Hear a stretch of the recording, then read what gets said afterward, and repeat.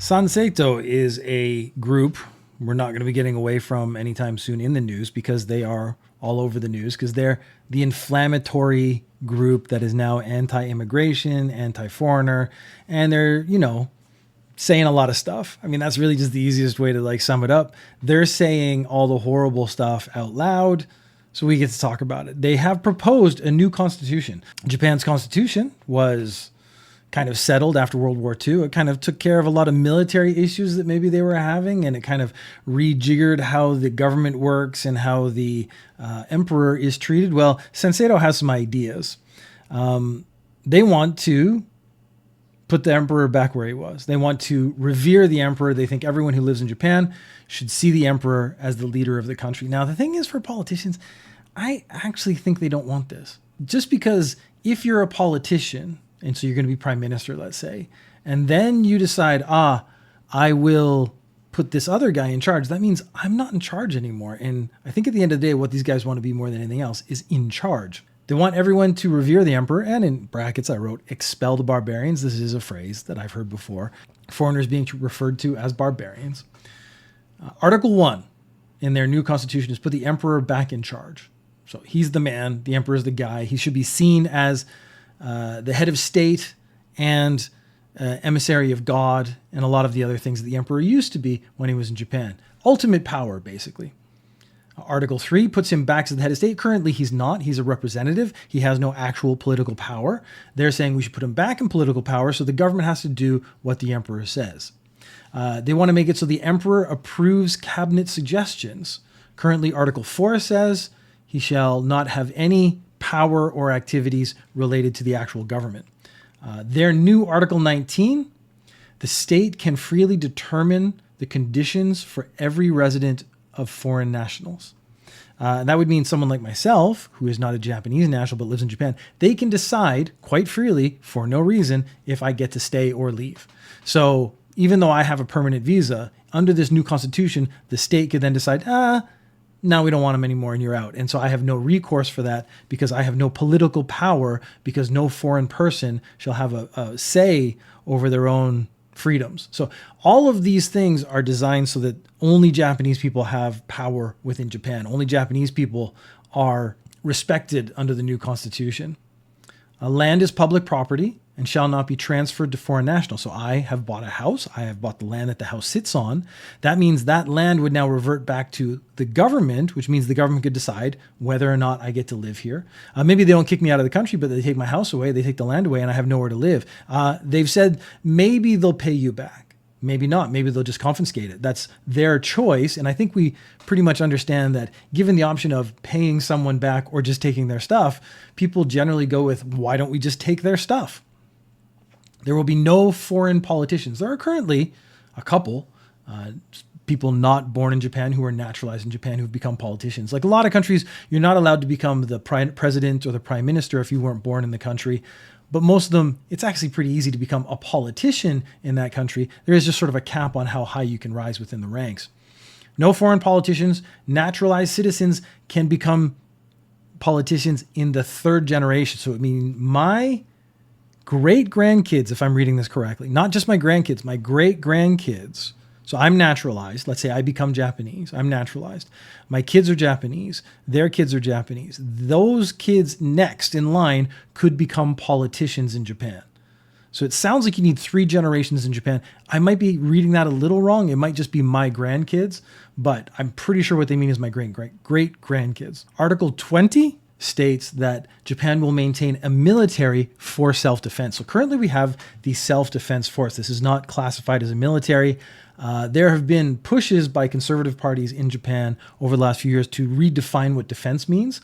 So one politician came out and said, defending our nation might include shooting missiles into other countries. Like maybe we don't go there, but if we can shoot missiles and land it in their country and blow up a whole bunch of their stuff, that's a form of self-defense. I think that's a pretty generous version of what self-defense might be called, but that's what they were trying to do.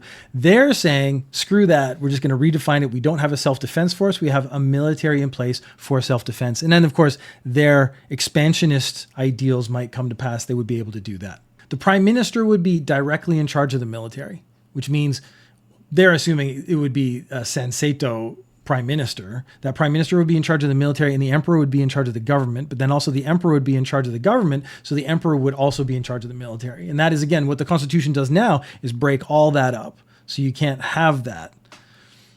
There would be no equality statutes. So I, as a foreign person, even if I get residency here, even if I become a naturalized citizen, I would never be seen as an equal person. And this might even go further. It might be like, women are now no longer equal to men, or some group is less equal than others. They're just like going to take all that away. There are no safeguards of any sort. There's no mention of freedoms either. So right now, one of the big things during COVID that I learned about is Japan's constitution currently states you have the freedom of movement, which means when they were saying like locking down, it was actually kind of going against the Constitution, because this is constitutionally, you can't deny people the ability to move around freely. So this became a problem because we're like, please stay at home. They couldn't tell you to do that. They could only ask. So then if people decided, I want to go out, the big thing was people went out to play pachinko. And that ended up being a problem because those people became essentially super spreaders. That's how it was spreading around, was people were refusing to stay home and going out to work. No political freedoms, no religious freedoms, no freedom of expression, no explanation of what happens when you get arrested. These are all pretty big deal. Like, we've done a lot of stories. Japan's system of arrest is already fairly draconian. It can get pretty dark pretty quick. You want some protections in place so that you know what's going on. Those are all gone. SBI Shinsei Bank. They have completed a repayment of the 230 billion yen, that is $1.5 billion, it had received as a bailout in 1998. This I found to be a very interesting story. I think this like kind of went under the radar because it's been paying off this every year for multiple years. SBI bought back all their assets that were owned and run by the government. So basically the government paid the government gave them 230 billion yen, but that meant the government kind of owned a big chunk of that bank. Now that they've paid all that money back, they've bought back all the things the government was in control of. So now they are a proper bank. Now they have greater operational freedom. They are considering re-entering or relisting on the Japanese stock market. The thing I found most interesting about this was this bank has now paid off a debt that it was given. I understand that, American car companies were bailed out. There were been bailouts in North America, and I don't think those companies have even come close to starting to pay them back. So this is like 20, 30 years later. This bank has actually paid back the debt it owed, and which means all that money went back into Japan. All the taxpayers who paid out for that, they kind of get it back because those services are there. This is interesting to me because imagine if the companies that received bailout money during the crises they had actually ended up paying back that money. Like, it is a significant sum. Like, we're talking billions and billions of yen, billions and billions of dollars. And that's just gone in most places. Most companies don't ever actually pay back that money.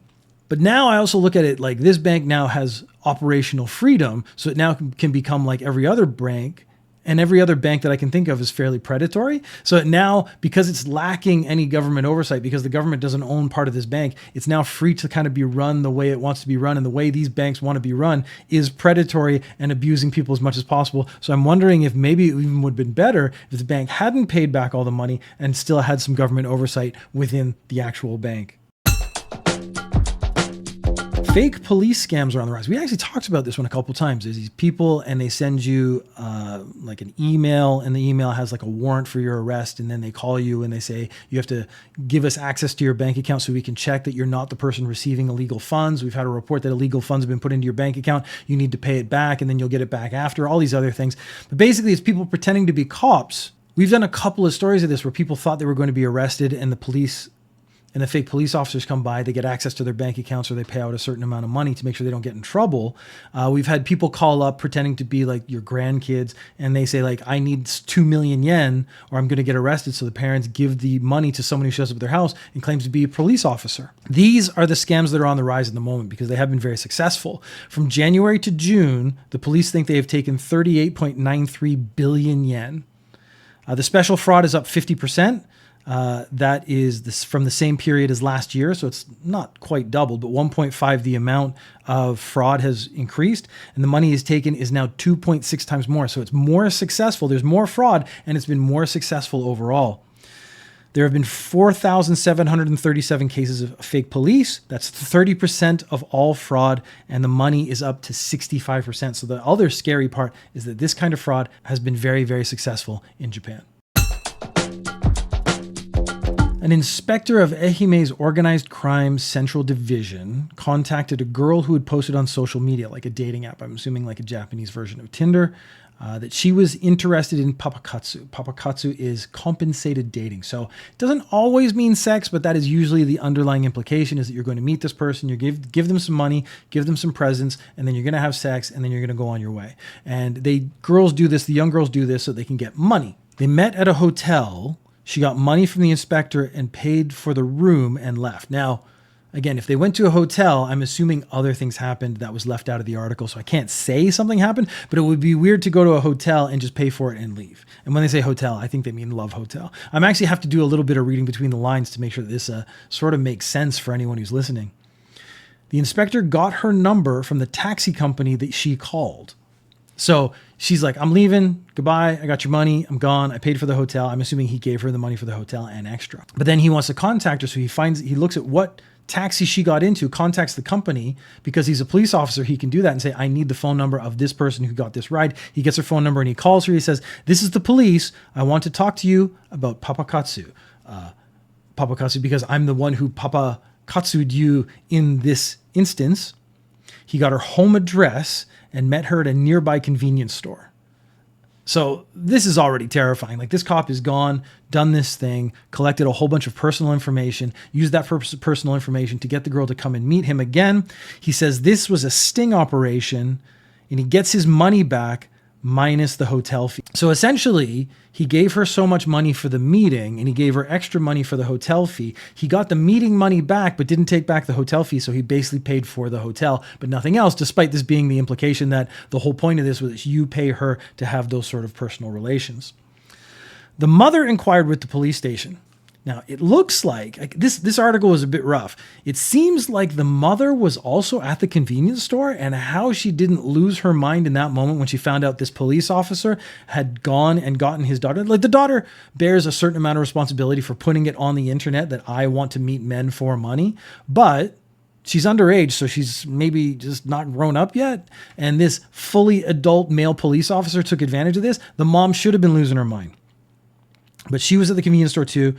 She calls the Ehime police station and they say it was not an investigation. She finds out that the police officer has just basically scammed her daughter and called the police, and the police are now considering taking disciplinary action. The considering to me was very disturbing because the girl is underage and they all know she's underage. And we know he's an adult police officer. This is a form of fraud. I mean, he basically tricked her and lied to her to get her to do something. That's fraud. And I mean, I think the most obvious one is this is a clear abuse of power. He used his position as a police officer to get personal information and then use and abuse that personal information to commit the fraud he did on this young woman. The fact that they are considering taking disciplinary action and haven't already taken disciplinary action is actually one of the scariest aspects of this case. Momoka Tojo was in an idol group, and she was the group was called Katagoto Bank. Okay, I mean, I've honestly I don't even do enough research on these idol bands to listen to one of their songs, so I can't say if it's good or bad, but I'm assuming it's the same stuff that I've heard a million times that I hate, so that's why I don't listen to it anymore. She posted a picture of her and a man, and the man was revealed to be her boyfriend. So this was a birthday celebration.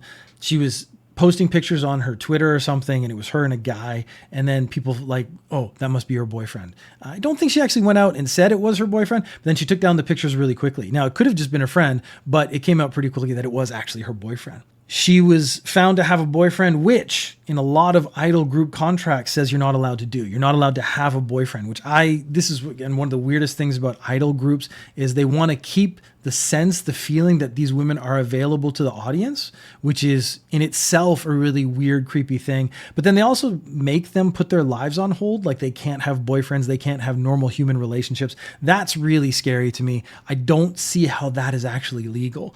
But in the contract, it says if you break the rules, you punish them. So sometimes they have to pay money. Sometimes they have to do stuff. We had the girl way back in AKB48. She shaved her head and then went on TV and like apologized, or on YouTube, and apologized for breaking that contract with her and the audience. The punishment here was that Momoka had to post 1 year of goodnight photos. I assume this was like a photo of her saying goodnight to her audience to prove that she was alone in her bed, which, I mean, you take the picture alone, put the phone away, and then, roll over to your boyfriend.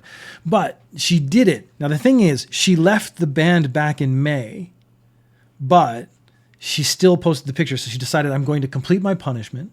I'm going to keep posting pictures every night of me saying goodnight just to keep the promise that she made, which I actually have a certain amount of respect for. In her last post, she said, I would like to offer my sincere apologies for the great inconvenience I've caused to my fans and all those involved who support me on a daily basis due to my careless actions. Over the past year, I've deeply reflected on my actions and have faced myself honestly. From now on, I'll be even more mindful of my words and actions so that this never happens again. Now that she's no longer in the band, I don't think she actually has to worry about it because now she can have a boyfriend. Now she can do what she wants. Now she can be like a normal human being if that's what she actually wants to be. I always find it's weird they talk about how much they've inconvenienced or hurt the audience. You could say like, I'm sorry you guys are disappointed, but I have a real life. And this is not the first time this kind of controversy has happened. We had an idol group. I think it was the AKB48 again. One of the girls had a boyfriend and they're like, you either have to get rid of your boyfriend and quit the group. And she quit the group. I had so much respect for that because she's like, who are you guys to be like demanding that I live my personal life the way you want? Yes, I work for you. Yes, you have demands. Yes, there are things you can ask of me, but that's going too far. You can't tell me to not fall in love and not have a boyfriend and not live a life. I don't even know if that relationship worked, but I love that she just like turned around and walked away and said, screw you guys. I'm going home. Since we're doing apologies, the mayor of Joetsu, on July 1st at City Hall, he was talking about sake. These were like all old politicians. They're talking about sake, and then naturally it turns to rice because, I mean, how many cliches are we hitting? This is naturally turns to rice is such a weird thing, but I guess this is really normal for these kind of people. He said, rice from Sanda tastes bad. A politician should not be saying stuff about another prefecture or another place and really shitting on them. He shouldn't be saying that out loud because that's not useful. It's not beneficial. And of course, it's how you end up on Ninja News Japan is by saying a bunch of dumb stuff. The only way you can make it worse is by doubling down on it, which of course is what he did. 2 days later, he said it again to students at a trade school. So he really wanted this known. He really wanted it known that he believes that rice from Sanda tastes like dog compared to rice from his prefecture or his area or whatever. But it turns out he lived in Sanda during high school. So a lot of people are seeing this as a double portrayal. Like, you lived here, you have a connection to this area. Why are you on our rice? And I'm going to be honest, like, this might be my barbarian palate, but I don't taste a significant difference between rice. Maybe I don't just eat enough raw rice. Usually I have rice in something or something with it, so I'm not getting just rice taste. But I honestly a lot of times can't tell a difference. I can tell if it's too sticky or too dry. Might be tell different types, but the actual flavor of rice is pretty nondescript. It's rice. Sanda's mayor on July 10th, so this is like 9 days later, has a press conference and he demands an apology. So the mayor of Joetsu kind of realizes, like, dude, I've actually screwed up. I've said their rice tastes like twice. This guy's calling me out. I'm going to have to do something. So he calls on the phone. Sanda's mayor then says, that's not good enough. You can't get on Sanda to the world and then call me privately for an apology. You have to come and make an apology in person. So he did. On July 29th, he goes to the city hall. So he had to go around to several places where they make rice and then choke down that disgusting Sanda rice in front of the people who make it. So here's like a series of a big quote from an actual article. So I'm just going to read the whole thing for you. During his visit on July 29th, Nagawa was served a bowl of freshly cooked Sanda rice. It stunk like dog. Without saying a word, he quietly finished every grain. That's actually a big deal in Japan. You have to eat every single grain in the rice bowl. It's rude to leave any behind because every grain of rice is someone's work and effort. Occasionally sipping tea and nibbling pickles, probably trying to wash that disgusting Sanda rice taste out of his mouth. When he was asked about the taste, he said, "It was chewy and genuinely delicious." Nakagawa met with Tamura, offering a deep apology. "I sincerely apologize for causing distress with my extremely careless and inappropriate remark." Fair. I mean, is this a dumb thing to say? He then visited local rice farmers and again expressed regret. So he had to do like this for a whole day. I love when they're like, "Eat this rice you said was disgusting. Come to the people who make the rice and then apologize to them. I deeply reflect on having made everyone uncomfortable and am truly sorry." One farmer responded, "It made us feel a bit bad, honestly." I mean, fair enough. You said my stuff that I grow tastes like We work hard to grow this rice and we hope you understand that. After touring production sites, Nakagawa addressed a group of farmers directly. "What you have built up through hard work was disrespected by my thoughtless and inconsiderate words. I again offer my deepest apologies." Some farmers voiced serious concerns following the remark, saying, "What happens if Sanda rice prices fall or sales decline? Will Joetsu take responsibility? I truly regret causing so much distress. I am deeply sorry." So, I mean, he sucked it up and did the thing he was supposed to do. He showed up and he had choked down that rice that is just horrible, horrible, disgusting. Rice that animals shouldn't eat. But he did it, so, I mean, I guess forgive him. I mean, he should have just retracted his comments, which is what every other politician does, and that just erases it in the first place. Kurumazaki Shrine. They needed a profile picture for their X account, the Everything app. So they had one made with AI. So it's like an anime version of a shrine temple girl in the traditional shrine outfit. It's very Japanese, and I'm not a fan of AI, but who cares? Like when AI started making pictures, I started doing it just like everyone else, playing with it and seeing it, but it's not something I have any respect for. But I mean, this shrine probably doesn't have any artists working for it. So they thought this was a simple solution. They just wanted to get something up maybe that day. The problem is this is a shrine dedicated to artists. So artists come to this shrine to pray for, I guess, success in their art projects or like the plays that they're in or the songs that they make or something, which would include visual artists. So they might have been able to get one of those guys to do it for free, but maybe that took time. They never explained why they went with AI or with the AI route, but they did. And so some people were disappointed, but then they started getting emails. And you know, if you start getting emails, everything's gone wrong. Except at Ninja News Japan, where you can send me a message directly. You can send an email to chunkmcbeefchest@gmail.com, or you can leave a voice message at speakpipe.com/chunkmcbeefchest. I would love to hear from you. The shrine started getting death threats. I'd take some death threats. I mean, I'd analyze them on air. It'd be super fun. So they ended up taking down the AI avatar, actually closing their X account basically the same day. The emails got threatening. Someone sent, "Your damn shrine will burn to the ground in an unexplained fire one of these days," which actually unexplained means you said it. I mean, it's actually really clear what's actually going on there. Also, physical violence was threatened in another couple of messages. An unemployed man was arrested. He was pissed off by the use of AI art. So we don't know, again, the details. We don't know that much about the AI art, or if he cared about AI art, or if he cared about this, or maybe he was a failed artist, that's why he was unemployed, or that kind of thing. Maybe he struggled with his job or lost his job because of AI. I could create a bunch of scenarios where he hates AI, but I think taking it on the temple's kind of the wrong target. The person who actually used AI to make the art, so the AI user, also started getting threats. "Come to my house with 3 million yen and apologize or I'll kill you." Death threats in Japan are very, very illegal. So the police are actually looking into that. If they find the guy, he's going to be arrested for making that very real threat, unless AI did. They should have had the guy get 3 million yen and said, like, "I'll bring it to your house. Where do you live?" And then the police could show up. 55-year-old man was driving backwards down a one-way street, which, since the car's facing the right way, that is the right way. Like, that's okay, right? He's just going backwards. He stops, gets out and argues with people. So people probably were like, "Hey, dude, don't drive that way down the street." And he stopped and got out of his car and argued with them. And they said he was drunk. And then two people come out of a ramen shop and they're like, "He's obviously drunk." So they call the cops. Cops show up. He's 3 times over the legal limit based on a breathalyzer. Now, breathalyzers are not super, super accurate, but they do something. So they actually can arrest him now because they know he's drunk. He states to the police, and this is something you should not say to the police, "I drank 100 liters of beer. I Was very interested in this because I don't think a human being can drink 100 liters of anything and survive. It takes 480 milliliters of pure alcohol to kill a human being. Now, this is not an exact figure. It's like if you've been drinking your whole life and building up that resistance, you can do more. But on average, the average person, so I'm going to say 170 pounds, whatever size human being, 480 milliliters of pure alcohol would kill you.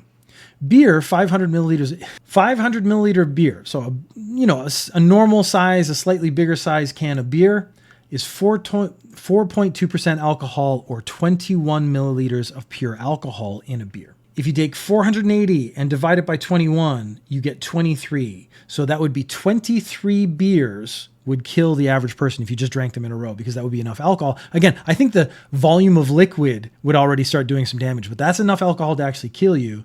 Maybe even like the beer would dilute it because it's actually not that much, but that is 14 liters of beer, and that is not even anywhere close. So he's claiming he drank 100 liters of beer.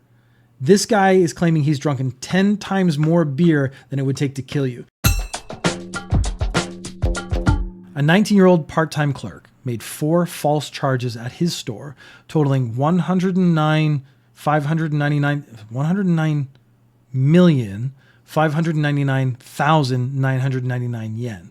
And then went to another store and I guess got access to their cash register and charged himself 99,999,999 yen. And the reason he did this was to get the points. He wasn't actually like stealing money directly. He was saying, charge this, I'll use, I assume something like PayPay, and then I'll get the points for it. And then no one actually loses any money. The points he got would have been worth 950,000 yen. He took that 950,000 yen he got in points and he went to restaurants and he bought clothes and did sort of like all normal 19-year-old kid things. But of course, the transactions are shown up. So people are like, hey, did someone spend nearly 1 billion yen in our store yesterday? And hey, they got points for it. And hey, what account is that connected to? Hey, it's connected to your account, 19-year-old. They didn't just fire him. They actually called the police. It was a very interesting attempt at fraud because he was actually doing a nice thing where like no person was hurt. Like the corporation that provides the points was going through some damage, but they have insurance. And again, I have no sort of love for corporations. If they get screwed a little bit, corporations screw us all the time. So I'm actually kind of okay with it. No individual was hurt, but it is theft. It is sort of a big problem. I do like that he just went on the register and hit as many 9s as he could until he ran out of space.